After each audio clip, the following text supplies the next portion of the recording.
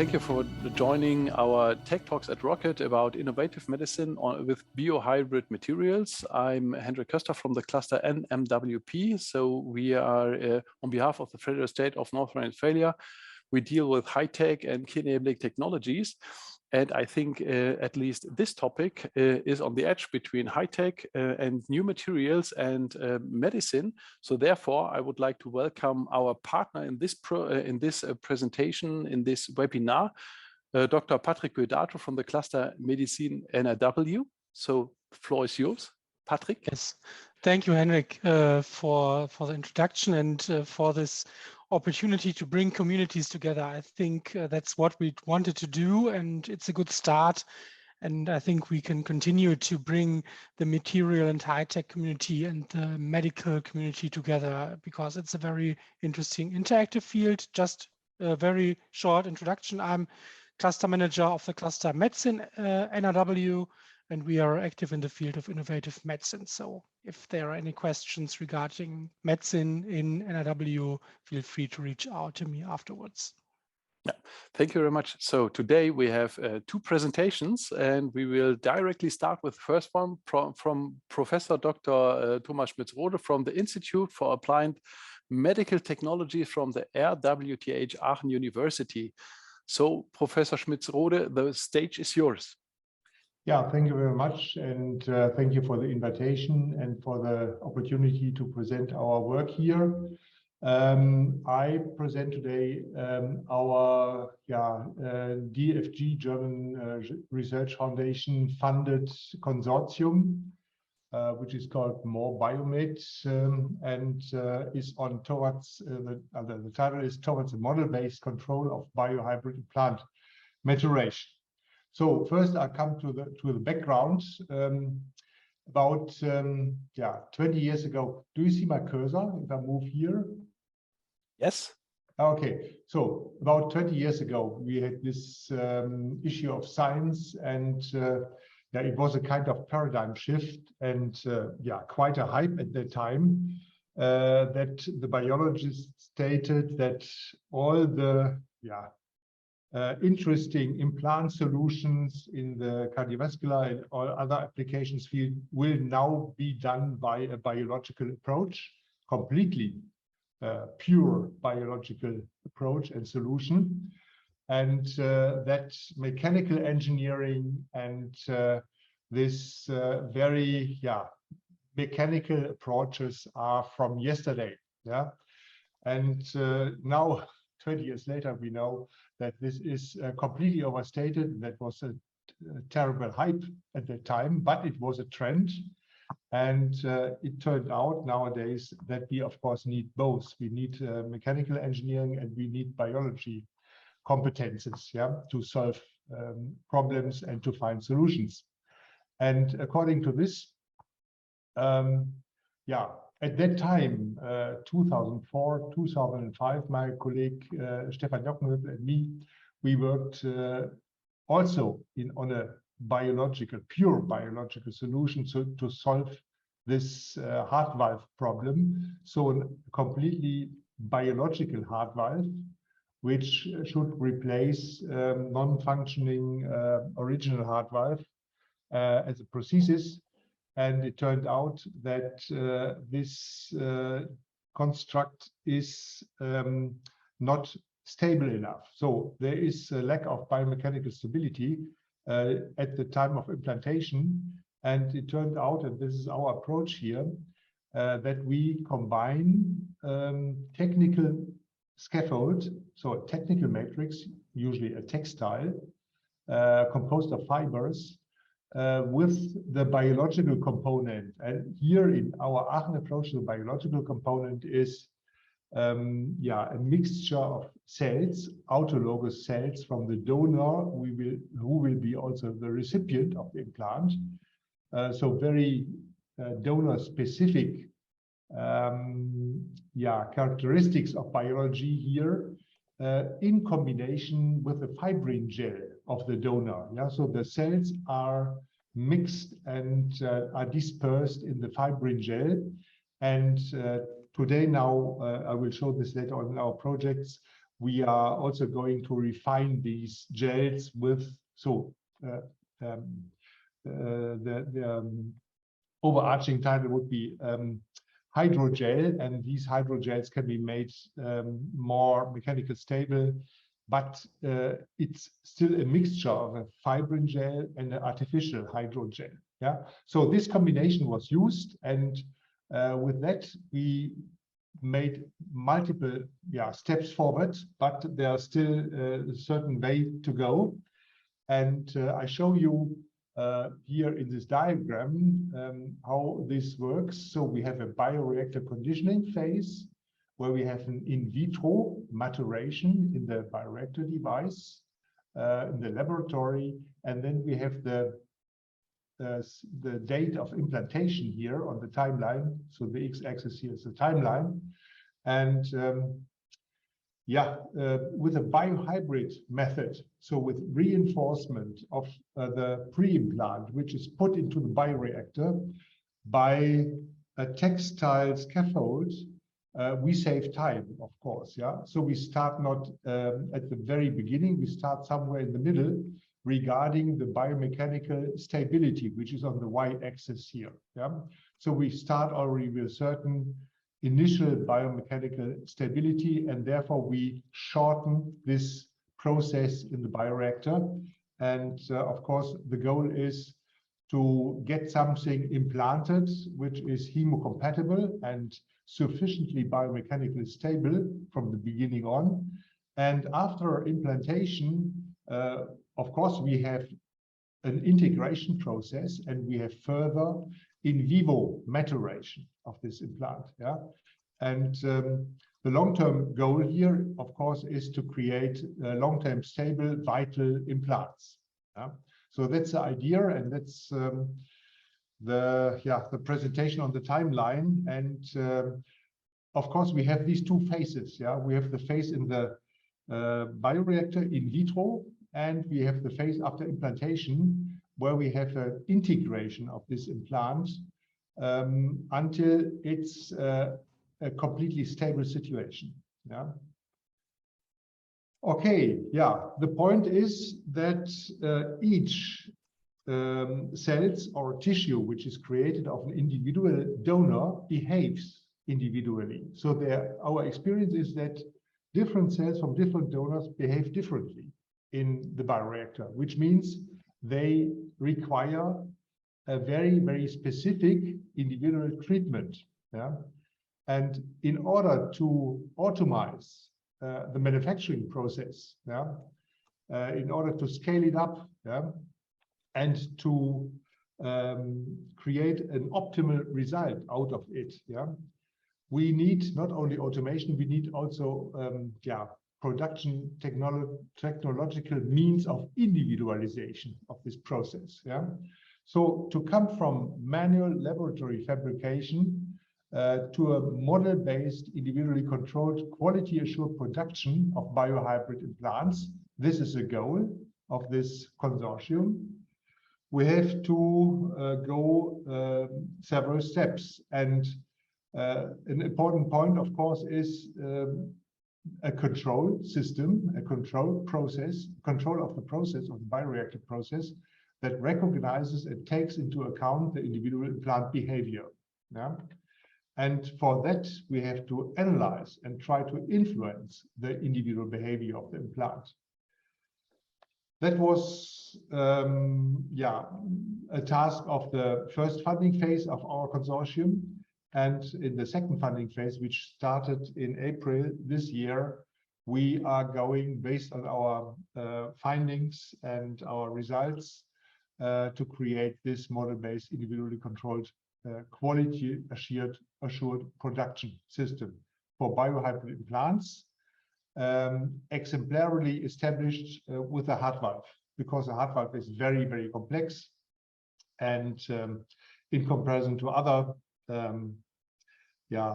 implants like grafts, for example, it requires a very long bioreactor conditioning time. Yeah? And therefore, it's the most complex one. And if we solve this, we can transfer these results also to other plants. So how do we do this process analysis? Yeah, we do this together with the Institute for Regelungstechnik, Control Engineering, by analyzing this process in this way here, that we identified output variables that we combine or correlate them to the state variables, which give us information about the current implant status, the actual current implant status, and concluding on this, we define our input variables of the process. And examples for output variables are the measurable ones of the process. So this is a composition of the medium, for example, and it's also imaging, where the point is with imaging, it has to be non-destructive. So with the imaging devices, we are not allowed to influence the maturation process, and it should not be accompanied with destruction of cells or tissue. Yeah, that's very important. And state variables are defined by the development and the maturation of the extracellular matrix, which connects the cells with a network, cell count and vitality of the cells, and of course the physiological function, opening and closing function of the heart valve.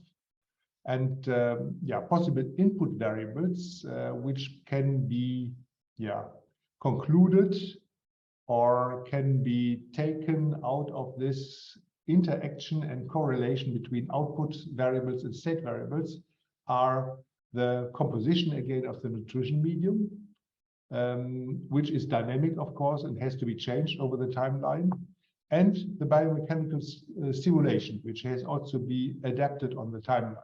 Yeah, we start with a very mild biomechanical stimulation, and it's increasing during the conditioning time.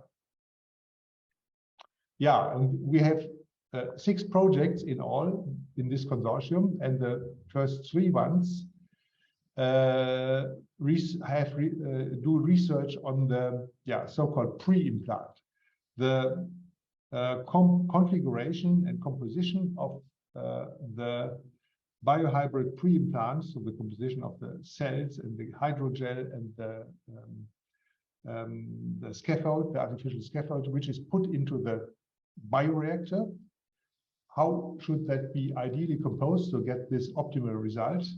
And the other projects deal with the behavior of the implant after implantation. So, for example, the degradation behavior of the degradable matrices and the integration of the cells, the development of inflammation, for example, and also very important, the calcification behavior, because the state of the art, as you know, are so-called biovalves, and the problem here and the limitation regarding duration, lifetime, is that they calcify, and due to calcification, they do not close properly or do not open properly. And the central project is P4, which is in cooperation with our control engineers, the analysis of the process and the steering or the control of this process. Some highlights so far from the first phase. We have here in P1 the design of hydrogels which have tunable mechanics, which are mixed with the fibrin gels, and you see that various fiber thicknesses can be composed out of this, and the degradation behavior can be adjusted. In project P2, we have a 3D printing of the scaffold, and for example, here we have this heart valve design in 3D printing, and in P3 we elaborated possibility to create this scaffold out of electrospun material, which is a composite with large fiber strands which are embedded in this electrospun wrapping. Yeah, and we were able to create bifunctional valves out of that, which are able to stand the typical biomechanical loads of the left ventricular system, yeah, of the systemic circulation. Highlights from structure, materials, and modeling from P3. So we have a structural modeling, we have process modeling, and both is combined here, process modeling and structure modeling. And with the other project P3 and P5, we have a kind of in vivo validation. And due to the insights we receive from the in vivo validation, we can refine our model. Yeah, there is also a feedback loop from the in vivo results. And here highlights from the P4 project, which analyzes the process and is going to control this process, individual control. A maturation model here, which shows that in the initial state, we have this fibrin gel with cells, we have intermediate state, we have final state, and you see that on the way to the final state, by the way, it's 21 days here, yeah, day 0, and this is day 21. It takes 3 weeks of conditioning, in vitro conditioning. So far, of course, we are striving for reducing this conditioning time, but we get a consolidation here and a retraction due to the maturation of the ECM of the extracellular matrix. Yeah? And this can be modeled regarding cell density, cell collagen content. And here you see that our model fits nicely to the experimental 2PM data. 2PM is two-photon microscopy. And I will show you later that we designed 2PM endoscope, which is connected to the bioreactor. Yeah? Okay, I have to move my window here. Okay, so yeah, other other highlights regarding imaging. I mentioned already two-photon microscopy. So with a two-photon microscopy endoscope, with the tip of the endoscope, we go into the bioreactor and we attach it to the leaflet during opening, and we can, of course, with the bioreactor, create elongated opening phases so that we are able to do imaging, yeah, by contact of the leaflet to the tip of the endoscope and get these images here. Day 1, day 10, day 21, you see how the cells develop and the extracellular matrix develops. And another possibility to monitor this process of extracellular matrix maturation, especially the collagen network, is ultrasonography. High resolution, of course. Yeah. So with the tip of the ultrasound probe at the leaflet, we see after from day 1, 10 up to 21 how this collagen matrix develops. So these are very, very valuable output parameters or variables, which give us information about the state of the implant, which allow us to control the process. Yeah. By the way, here a two-photon microscopy of a matured adult porcine heart valve, and in comparison, our heart valve presently as it leaves the bioreactor after 21 days. So there are considerable differences, but on the other hand, together with the artificial scaffold, our valves, when we implant them, they are biomechanical stable enough. Yeah.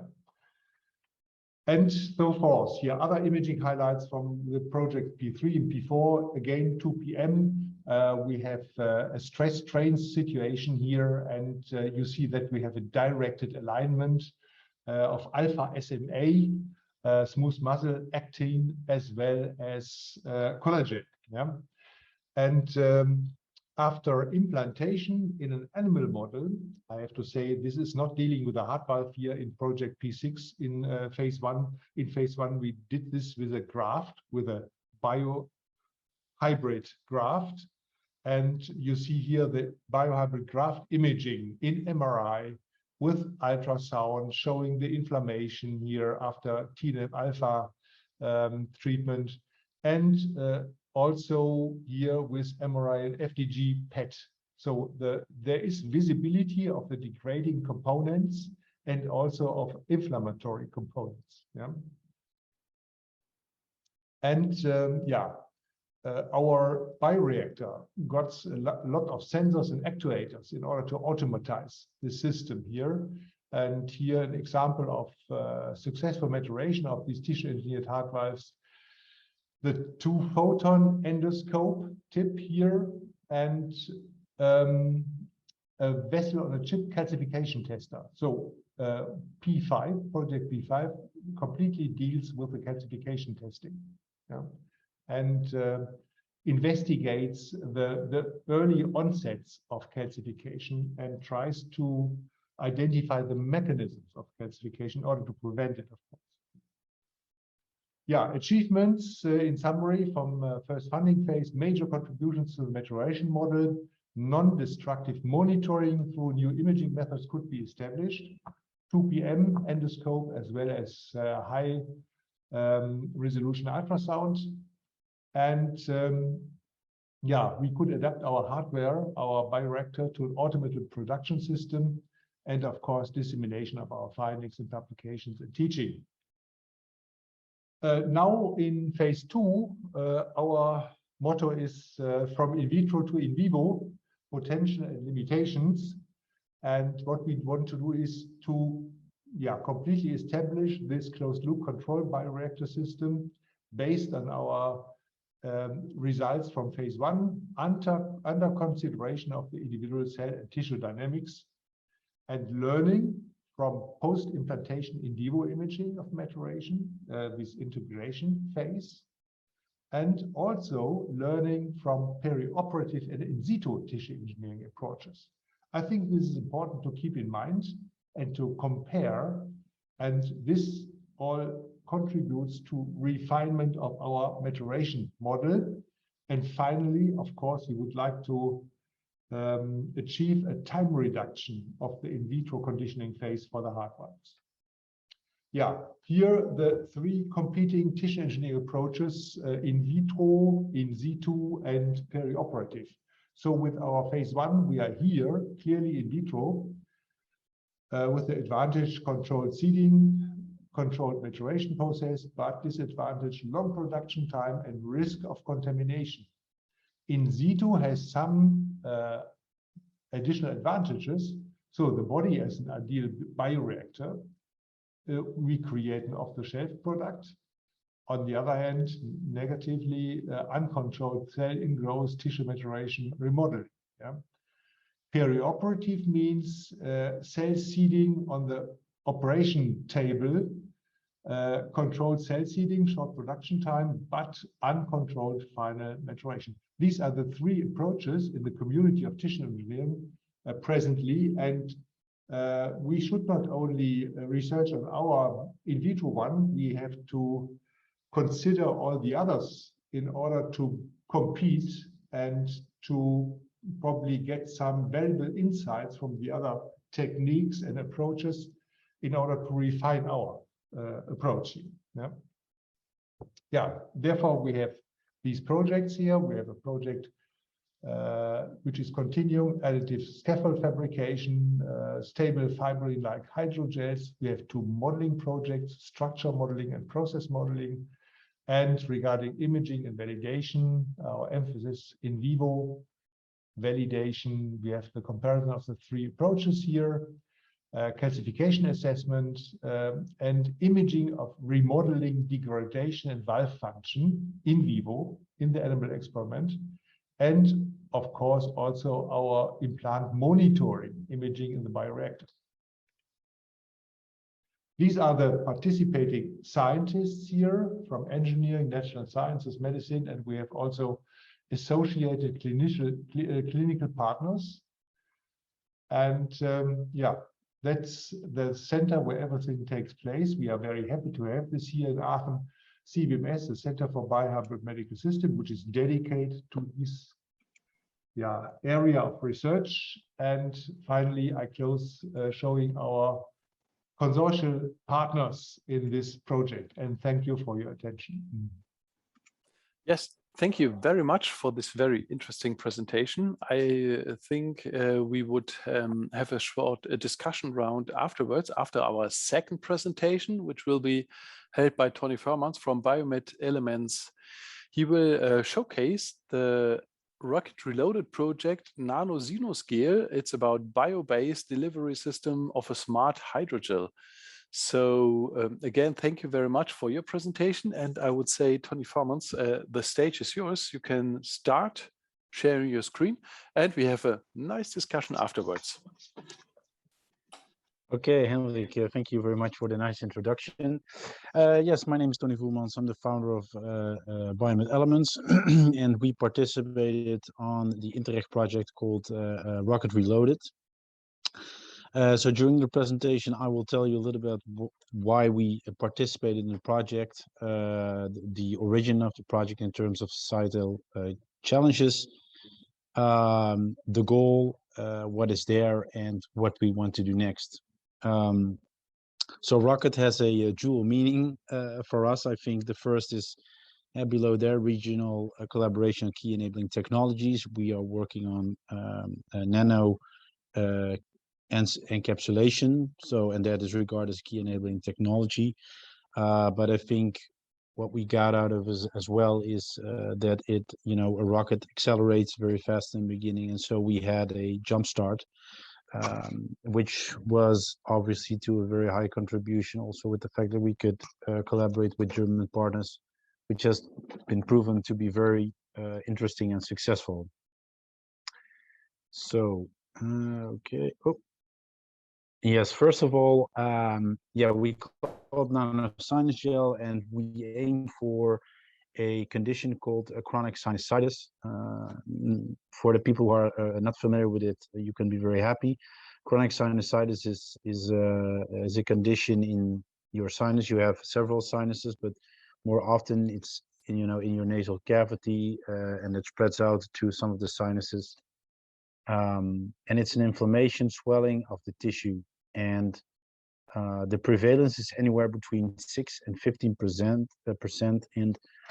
And some more research has been going on what is exactly the prevalence in the in population, and there's been some indicative research that says that if you are more into in rural, there is less prevalence, so in cities there is more. So there could be indication that any type of pollution can contribute to the prevalence of this indication.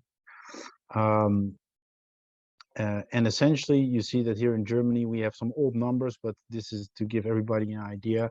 374,000 people are suffering from it. Of that, almost 1/3 is hospitalized, and those healthcare costs are, in any given year, 360 million euros. So this is essentially a high cost.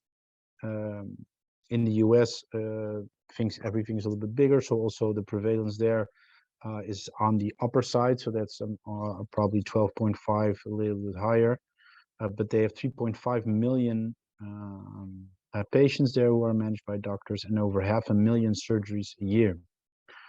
And it's also a costly condition because it leads to fatigue, headache, so it actually has a large impact on everyday life, and eventually people drop out because all those conditions make it very difficult for people to work. So also for employers, this is a serious condition. This slide will tell you a little bit more about what typical pathway you have. So first of all, you get oral medication, steroids, or you get a spray. Not everybody is reacting to that, so people tend to go to surgery. Therefore, it's nowadays it's going more minimal than ever, but still, essentially the tissue which suffers from the sinusitis, that is removed. And then afterwards, people still have to use the corticosteroids to make sure that there's no inflammation as a result of the surgery. But still, what you see is there is a recurrence and even revision surgery required. So you see that although there's treatment, it is suboptimal, it is short-term, and the other challenge, given the fact that people are becoming older and older, is that also the loyalty towards treatment is going down. So people tend to forget something, and if you don't use your medication on fixed intervals, the chances of recurrence and revision increase dramatically. And especially because you see that that the revision rate in elderly is going up. Those people also get other conditions like Alzheimer, thereby where they have more and more difficulty to stay in therapy loyalty. So it's more or less a continuance of worsening factors. A few years ago, there's been a US company who has developed a stent, a stent which contained corticosteroids called mometasone, and it consists of polyethylene glycol and polylactate, with the idea that it's degradable. Yeah, so you see here it's been applied into the nasal cavity.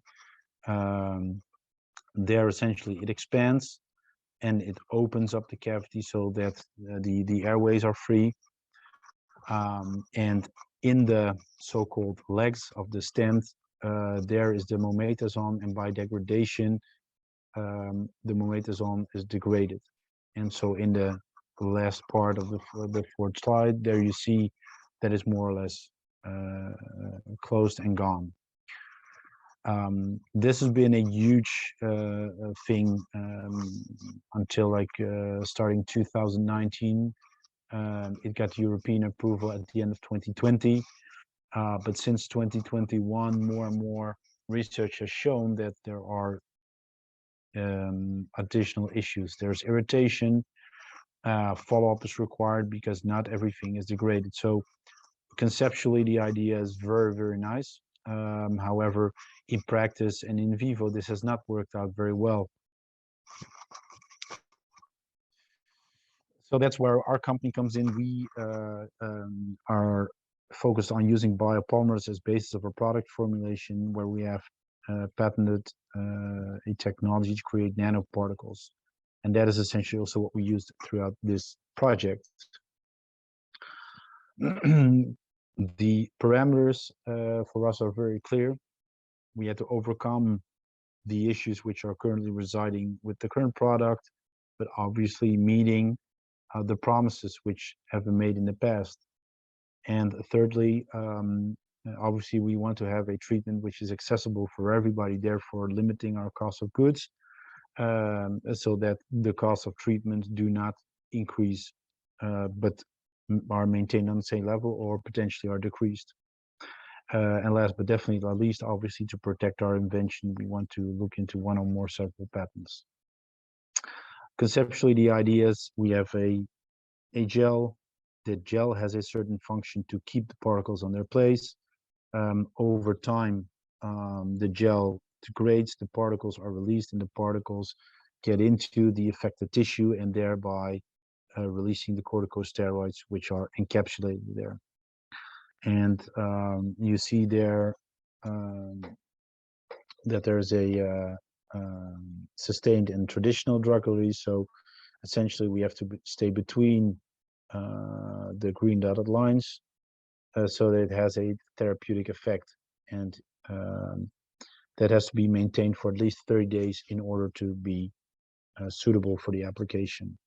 Secondly, obviously a wound is created when you remove the affected tissue, and what you want is to reduce inflammation and speed up wound healing, so that the recurrence goes down. With the gel, it had to have three major points, parameters for us. It has to be biocompatible, it has to have hemostatic characteristics, and like lastly, what I mentioned on the previous page, reduce wound healing. So we did an initial bio and hemo compatibility test, and it proved to be successful. So that means that there is a limited reaction to applying the gel. Secondly, it promotes coagulation, so that says that it's also stopping bleeding, so that meets the hemostatic characteristic. And thirdly, it reduces wound healing. So we've seen that, despite that this was not a primary end goal, that in this proof of concept, we saw that the wound healing accelerates in terms of in comparison with a control model. And the main part was to make sure that we get sustained release. So the goal would be going to 30 days. We started out with going to from 6 hours, and the last sample we have created went up to 6 days. So we already made a considerable improvement in that respect, to say that the release goes up and up and up continuously. So then we're talking about next steps. So for those who are experienced in bringing medical devices to the market, there are a lot of challenges which are currently in Europe and the US. First of all, as a small company, you have to make sure that you protect your IP by submitting numerous patents. So that's number one. Number two has more to do with technical challenges, improve our release profile. Yeah, so on the left side, you see a lot of the same sized particles. On the right side, this is more a picture of what we think is a better solution, having various sizes to ensure that the longer release time can be met with a variation of sizing in particles. In a practical side, finance options, we're looking for consortium partners. So we need to optimize the gel. We need to go to animal and human clinical trials. We need to ensure that because there's a drug compound here, that we have to do toxicity testing. So with that, we're still looking for partners who are interested to participate in a follow-up of this project. Currently, we are in a proof of concept. And we want to go to the market in 3 to 5 years. It is not decided if Europe or the US will be first. As you might know, that recently, a few years ago, the European Commission has launched the medical device regulation, and that has not been very favorable to smaller medtech companies. So although the US might be a little bit more expensive, they are very straightforward. And for us, there's already a company who has cleared the pathway for us, so we know what to do, how to do it. But there are obviously other challenges then to cope with when we go into the US. So that was the end of my presentation. Thank you. Yes, thank you very much for your presentation. And now I would say we have time for some questions. So if you already have questions, feel free to raise your hands. Yeah, there's Weinken has got a question. My name is Jörg Finken. Finken, Hello. sorry. Good afternoon. It was a great pleasure to be with you this afternoon, and I found the projects extremely interesting, and I'm still questioning some minor parts. For example, the simulation of the performance of a hybrid device is not only dependent on the polymers and let me say even the biological structure, but also on the medium. In this case, it's blood, for example, which has to be transported across the heart valve. For example, we know that in vitro behavior of platelets is different as compared to in vivo. In vivo, platelets get prostacyclin and basically they behave normally. In vivo, they don't get prostacyclin, and for that reason, the simulation of platelets is rather difficult, I would say. And the second question refers to anticoagulant. Are you using heparin? Are you using citrate? Are you using pyridine? Whatever. This is more or less my small concern which I have, and maybe Professor Schmitz-Rode may answer this question. Yeah, thank you very much. Yeah, nice to see you. Yeah, of course, you're right. So what we do at the moment is that we investigate different composition of the nutrition medium. Yeah, glucose content, for example, insulin, growth factors, ascorbic acid, and so on. Yeah, which all influences the maturation of the extracellular matrix. And our first goal at the moment is to reduce conditioning time. Yeah, from 21 days down to 10, 14 days, something like that in this range, in order to get a biomechanical stable and biocompatible implant. Of course, biocompatible means also hemocompatible, and we have to prevent appositional thrombi. Yeah, right.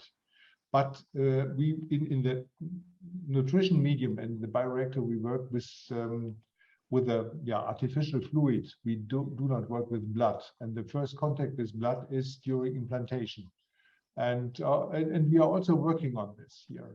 But let me say we have still other tasks. Yeah, we are trying to get this strong enough. Yeah, in a shorter period of time of conditioning. And the final step here is always to coat it with endothelial cells and to get a confluent layer. This is task of the last 3 days. Yeah?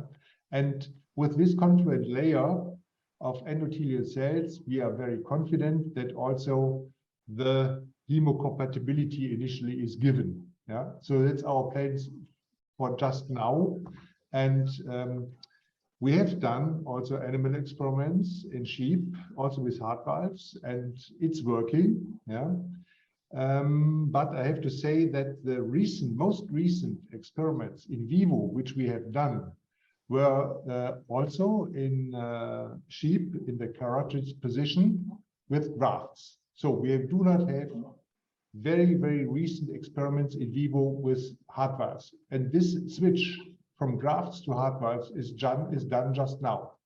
So these animal experiments are part of phase 2. Yeah. Compliments. Thank you. Mm-hmm. Yeah, thank you. And Tonny Voermans, you also raised your hand. Yes, correct. So I'm a very pragmatic guy. I'm always interested in maximum challenges. So the question I had, Professor Schmitz-Rode, you probably know the company Exceltis from Eindhoven, right? Yeah. They are doing the same.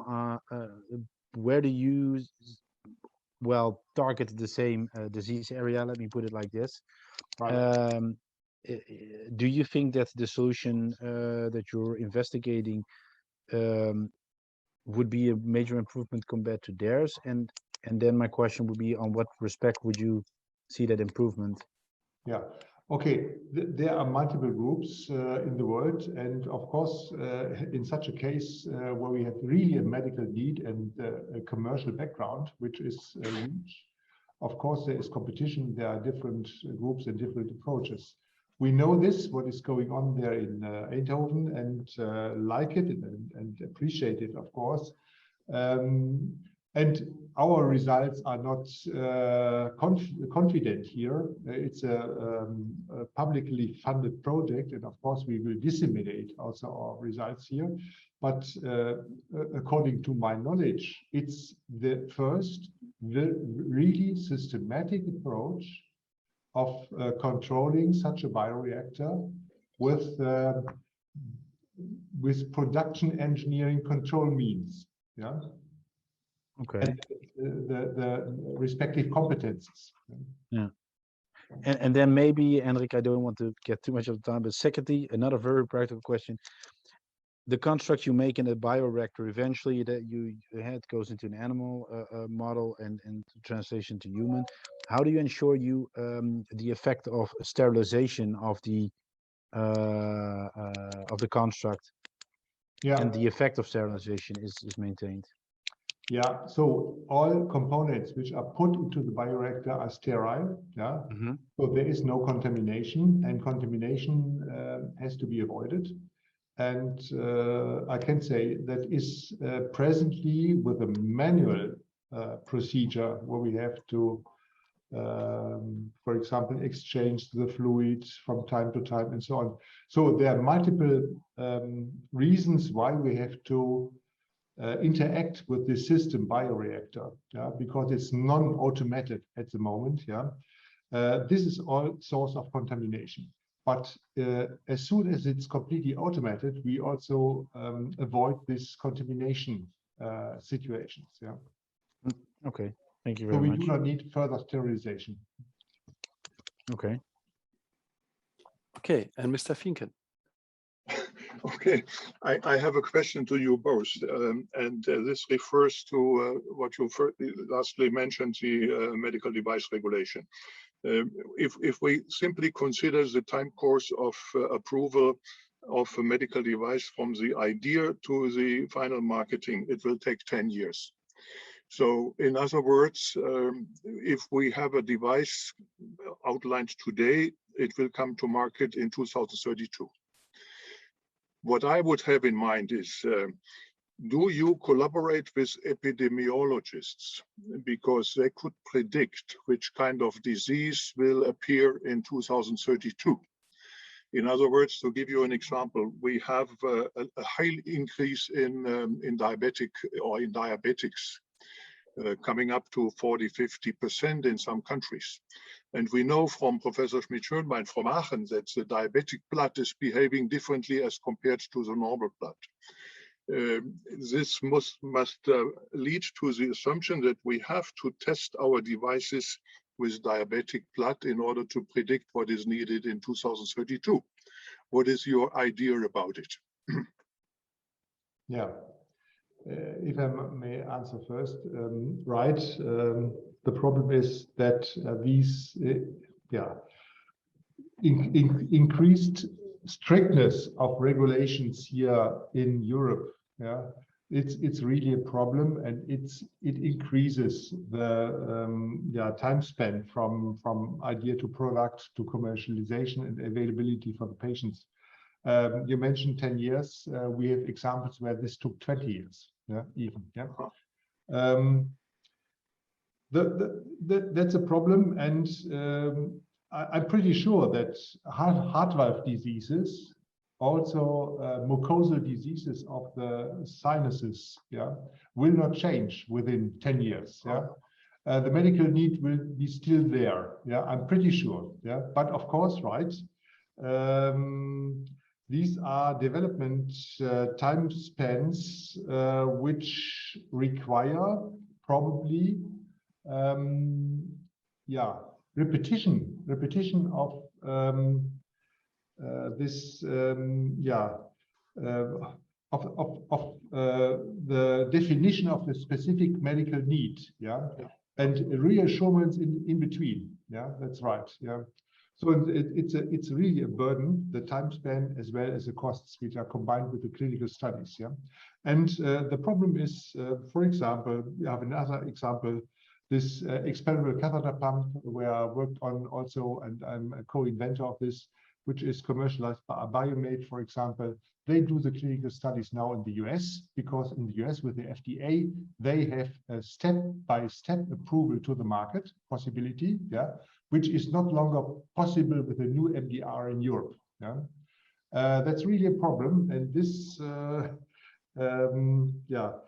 it stimulates the companies to go to the US or somewhere, but not to Europe to do their animal experiment, their clinical experiments. Maybe in Singapore, but my idea was to collaborate in the very early stage already with an epidemiologist. Mm-hmm. Yeah, that's quite good to reassure the medical need. Yeah. Mm-hmm. the requirement profile. Yeah. If I may ask, I have a big respect for clinicians, but you have to limit the number of clinicians in your project because my experience is that usually there are a lot of different opinions, and if you want to move forward, essentially there will be different visions everywhere. So one epidemiologist will say something else as the other. What are you going to do then? Are you going to trust one over the other? Are you going to in between so that nobody's happy? So from a practical point, I think what Professor Schmitz-Rode was saying, you know that some conditions are the result of the way people are badly living their lives or the environment in which they're living. So the chances that those conditions will be gravely impacted is also limited. And also to be added, I think we usually for medical devices, you have a safety and you have efficacy. Safety testing has been the same since 1993. So this is already a pretty long timeline. Efficacy standard that is with the MDR is saying something different. It is that you are comparing to state of art, which is a very interesting definition because the European Commission has not defined that. So essentially, as a manufacturer, you are responsible for defining and investigating that. And I think one other conclusion of that people go to the US is that eventually the healthcare will be way more expensive because all the risk and money you have to put in has to be earned back. If you're a non-profit or for profit, essentially that should not make a difference. So I think the worst result of the MDR is that the goal of the committee of governments is to ensure that healthcare is accessible will never be managed with this. So with that, I think that is truly disappointed. I agree 100%. If I can add one detail, the average life expectancy in the United States is currently decreasing. And one reason for it is the increase in body mass index and diabetes. And I would expect that this would go on even in Asian and Arabic countries as we see it in the United States. So that would affect more or less the final application of medical device designs today. Right. Yes, I think in general, but is the difference between diabetes blood and normal blood really that big? Yeah. Do you need a complete new development of, for example, of your valves? You have investigations made by Schmitz-Rode in Aachen, who basically showed the agglomeration of red cells, which is different depending on shear force, basically. And shear force is one of the effects in a heart valve. So from this point of view, I would expect that this could contribute to the problem. Okay, yes, thank you very much. I would have, do you have further questions? Then please raise your hand or just type your question in the chat if you don't want to ask them by yourself. Maybe I have a short question to Professor Schmitz-Rode. You said, are you 3D printing these valves? And is it possible, you said it is a biopolymer or is it coated with biomaterial? Yeah, it's coming from Fraunhofer, not EPD, ELS, Laser Technology Institute, Arnold Gilder, and co-workers. We know him.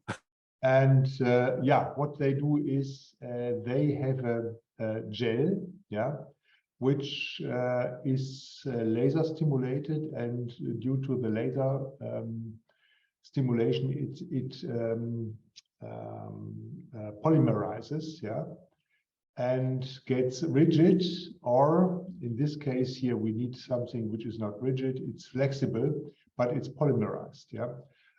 It's an additive manufacturing principle, yeah. And that's an alternative way to create such a scaffold for a heart valve. The approach we are following so far is, and that's our main approach, is to use a textile. Yeah, but that might be an interesting alternative for components, let's say, of the heart valve or of the valve ring. Yeah. Mm-hmm. And do you have different application fields? Because a heart valve, I think it's very, it's a very high level, but can you print more simple things like Knorpel, I don't know, in the nose? Yeah, we are in this consortium. We are very cardiovascular oriented. Okay. Yeah. Of course, you can transfer things to other areas of application in medicine, but mainly we have the other implants we are following is or elaborating is a vascular graft. Yeah. As a substitute for the artery which is blocked, yeah, instead of a PTFE graft bypass, for example, or as a hemodialysis shunt for diabetic patients, yeah, for kidney insufficiency and as a renal insufficiency. And the other one is patches, yeah, which we need for complex open surgery in malformations of the heart. Yeah. Mm-hmm. So, and another one more sophisticated is a biopacer. Yeah. So, which might in the future replace such a electromechanical pacer. Yeah? Ah, okay. Very interesting. But I think with tissues, we are getting closer to the project from Tonny Voermans, I think, because there it was about avoiding complications after surgery, xenosurgery. But Mr. Schmitz-Rode, you also raised your hand. Do you have another question? Yeah, that's right. My question to Herrn Voermans is, according to his presentation, probably I missed something or did not understand something. It's not quite clear for me how he wants to apply how he wants to apply his gel to the relative complex system of the nasal sinuses. It's like a cave system, yeah? And how to get the gel to the surface of the mucosa there. Yeah, very good question. Yeah, so one of the things to keep cost low is usually to use what's already there. And in sinus surgery, there are you have an injection applicator. At first, you have to open the maxillary sinuses in order to get there. But once there, you can have like a very flexible syringe. And essentially, we want to use it like the end of a vacuumer. So you have a point where you essentially put the gel against the wall because it's extremely adhesive. We already have seen that once you applied it against the mucosa there, it will stay there. And so there, we also did some testing with some ENT surgeons. Initially, we've seen that even with the relatively high viscosity, the injection was not has not been an issue. And it could go to a very small syringe. I think our main goal is initially that the gel is being applied during operation, because first you remove the tissue and it can be used as hemostat and adhesant at the first time. After that, the goal should be that in an outpatient setting, a second injection can be done. And that is obviously the most challenging because during a surgery, you have a little bit more room and visual, which is obviously way more challenging in an outpatient setting. So that is what we're trying to see, what is available in there and if we could use it. But we have not solved that issue yet, Professor Schmitz-Rode. So. Okay. Yeah. Yeah, I understand. Thank you. Mm-hmm. Okay, thank you. Do you have further questions?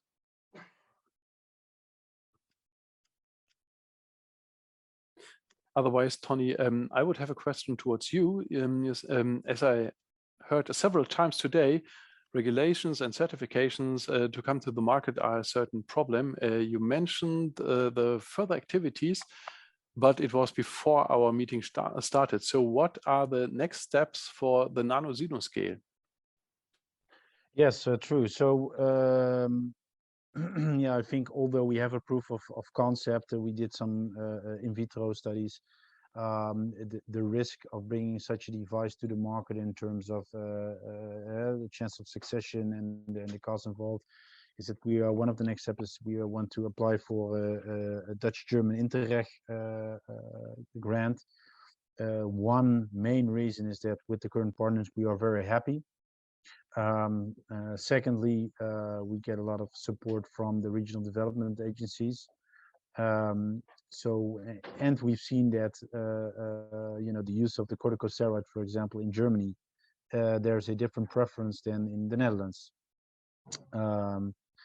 On the other hand, we know that such a grant will enable us to move forward fast in next steps. So that's why we, for that application, we would be interested in companies who can help us in terms of in vitro, in vivo research, as well as more basic research on the interaction of the drug into the specific model in the sinus. Secondly, we try to venture out into urology because we have seen that the mucosa of the sinus is comparable to in the bladder, and that we could target a second disease condition. So we're looking for a lot.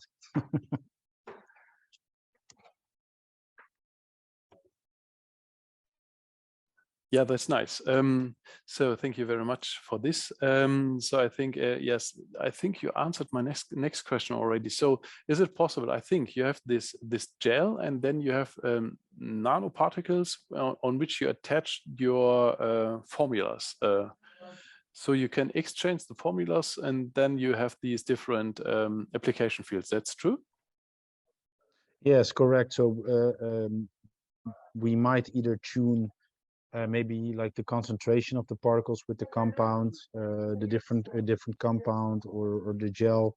But normally when you go to actives, there's a library and you change maybe parts of the molecular structure for the specific active.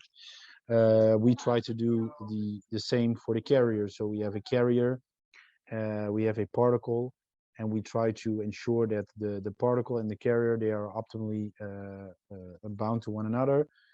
So that the encapsulation of the active is the least challenging in that, and that we try to think about certain physical and in vivo behavior of the gel to optimize it for indications. You have to think about the bladder with pH in the mucosa. There's extremely high humidity, all those kinds of things you have to take into consideration in order to ensure the efficacy of your medical device can be achieved.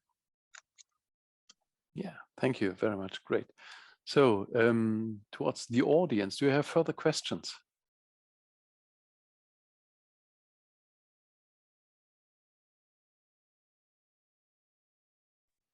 I think not right now. So again, thank you also to you, Tonny Voermans, for your presentation. I think it's a very great topic, which could also fit for the to the Nano conference. We just started our call for presentations, so maybe you would like to apply and present the results of your project towards our Nano community in North Rhine-Westphalia. It's a rather international conference in May next year in Dortmund. So maybe you would like to join. And yes, again, thank you very much for your presentation and to all the participants for joining us. And I hope you get some interesting insights and maybe we can get some further collaboration. Yeah, thank you very much. Thank you.